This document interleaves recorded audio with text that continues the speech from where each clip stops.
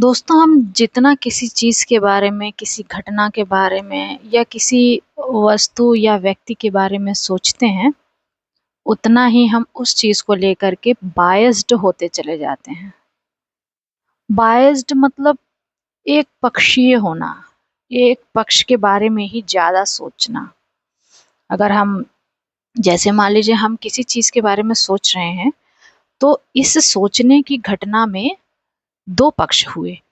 एक पक्ष वो जो कि सोच रहा है यानी कि हम, और एक वो पक्ष जिसके बारे में हम सोच रहे हैं।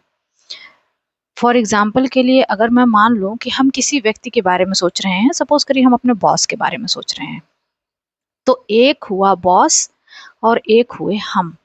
ये सोचने की जो घटना हमारे मन में चल रही है, इसमें 2 पक्ष हुए।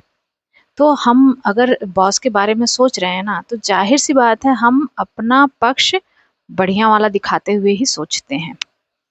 हम निष्पक्ष होकर के नहीं सोच पाते हैं। तो दोस्तों, इस सोचने वाली घटना में पड़ने की ज़रूरत ही नहीं है। आप अपने काम पर ध्यान दीजिए। जब उस घटना से, उस व्यक्ति से, उस परिस्थिति से आपका सामना हो, तो जितना बेहतर हो सके, जितना संभव हो सके, उतना बढ़िया अच्छा प्रदर्शन करें। उतने अगर बात करने की बात है तो उतने अच्छे शब्दों का इस्तेमाल करते हुए बात करें। इन जनरल दोस्तों, क्या होता है ना, लाइफ में हर घटना में कुछ न कुछ बातें इन्वॉल्व होती हैं, हर एक घटना में। और वही बातें हमारे माइंड को कुरेदती रहती हैं, परेशान करती रहती हैं।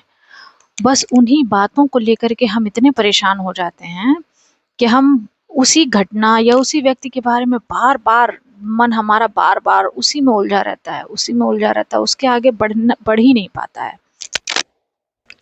इस फसान से, इस जो भंवर है ना, इस भंवर जाल से निकलने का एक ही तरीका है, आप वर्तमान में जो भी काम कर रहे हैं, वो काम अच्छे से करिए, ढंग से करिए।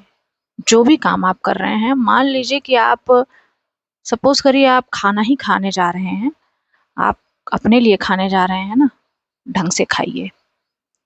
मान लीजिए आप झाड़ू लगा रहे हैं, मान लीजिए घर की साफ-सफाई कर रहे हैं।